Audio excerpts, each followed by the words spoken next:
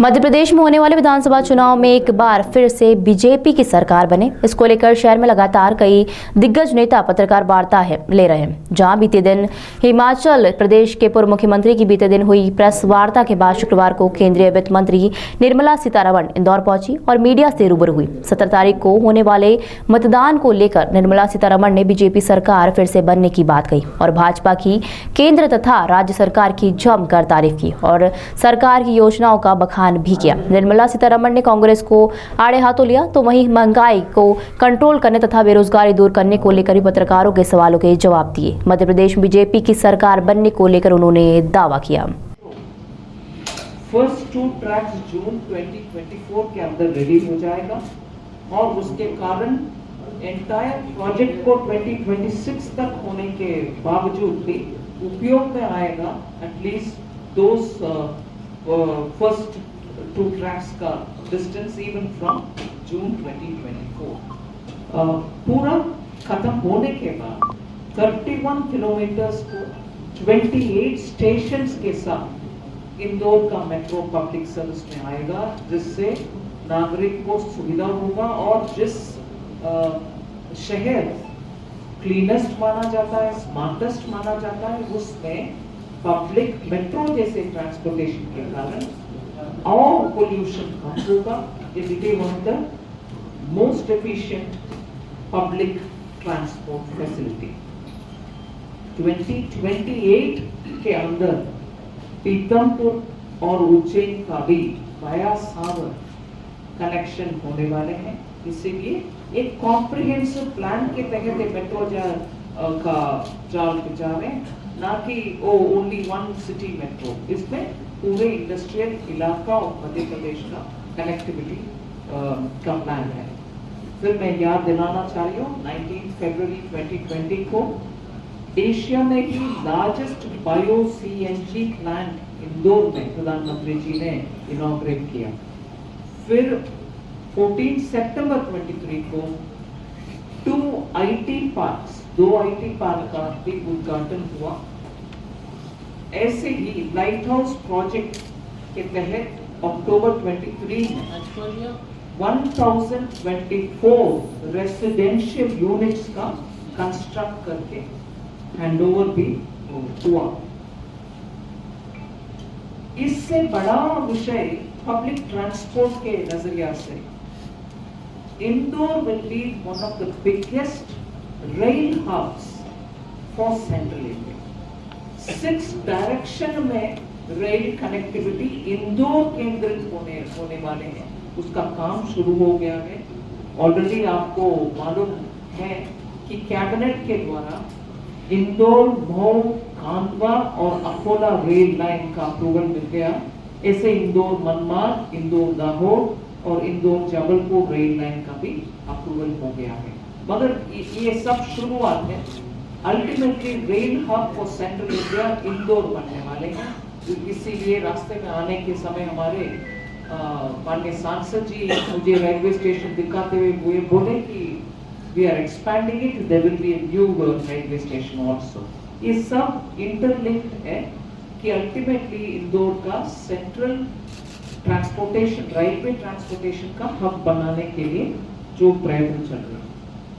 BJP के विषय में बोलने के बाद जरूर आपको याद दिलाना चाहती हूँ, good governance, corruption free government के विषय जब मैं बोल रही हूँ, आप ऑपोजिशन को देख लीजिए। जब भी एक स्टेट कांग्रेस के हाथ में चले जाता है, वो बन जाता है एक ही परिवार का ATM। उस राज्य का डेवलपमेंट के लिए कोई ध्यान नहीं रखते।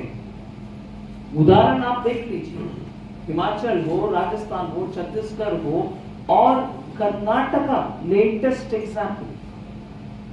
सरकार में आए 6 महीने के अंदर ही उनका इकोनॉमी और फिस्कल लेवल इतना दयनीय स्थिति में आ गए हैं। अभी वो मांग रहे हैं कि और पैसा दो, हमारे प्रॉमिस को हम निभाना चाहिए। आपके प्रॉमिस दूसरे और आकर के पैसा देकर के निभाना है क्या?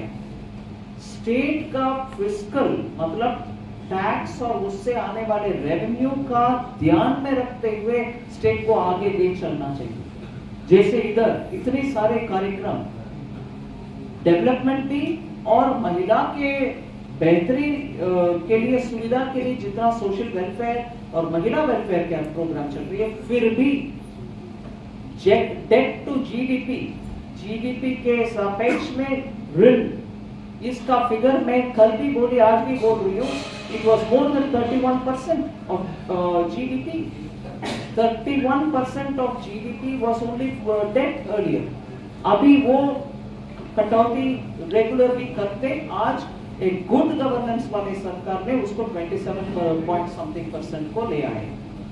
This is how good governance can work, not the way Congress governments have been doing. I'll give promise, but somebody else will have to finance me. I'll run the state, but that state's money will be going over to somebody else, other than those who are living here. इसीलिए ये उदाहरण मैंने इतने सारे states को दिया, और भूलना नहीं है स्लैम, इफको स्कैम है, अरे स्कैम है. मोसेर बेर मात्र 350 करोड़ का, अगस्ता वेस्टलैंड 2400 का, इफको 600 करोड़ का. आपको ये फार्मर के लिए बोनस देने वाले बाद 1178 करोड़ का. 2009 से कांग्रेस को ये फार्मर लोन वेवर करने वाले बाद, जहां आधा अधूरा छोड़ा 2009 से 14 तक जब यूपीए के सरकार था, वो फुलफिल नहीं हुआ. और मध्य प्रदेश के स्तर पर कांग्रेस के प्रॉमिस, और जब कांग्रेस पावर में था बीच में एक समय, उसका टोटल अमाउंट कुल मिलाकर के 2009 एंड दिस मिला करके 25,000 करोड़ का फार्मर्स का चीट किया. फार्मर्स को गलत फहमी दे करके कंप्लीटली गुमराह करके छोड़ दिया. और उसका जवाब आज कोई देने वाले नहीं है. कांग्रेस में आप पूछ कर देख लीजिए, कोई देने वाले नहीं. इधर उधर की बात बोले. किसान को गुमराह करने में कांग्रेस से ज्यादा कोई नहीं हो सकता है. पॉवर्टी इरेडिकेशन के लेक्चर 1975 से हम सुन रहे हैं. पॉवर्टी मिटाने के कोई कदम इन्होंने उठाए नहीं. सो इससे ज्यादा ना कहते हुए कांग्रेस के ऊपर जनता के भरोसा हर बार एक सपना जो अधूरा रहता है वैसे ही है. कांग्रेस के प्रॉमिस के ऊपर भरोसा करना, वो सपना साकार नहीं होगा कभी. मगर बीजेपी के द्वारा आप देख रहे हैं, केंद्र सरकार भी, राज्य सरकार भी. मैं एक और बार पूरे केंद्र सरकार से मध्य प्रदेश के लिए कितना मिला, कौन सा टैक्स के द्वारा, कौन सा ग्रांट के द्वारा, कौन सा कुछ और स्कीम के द्वारा, इस विषय में ना चल रही हूँ. मगर इतना स्पष्ट एक विषय है. एक और छोटी सी बात मैंने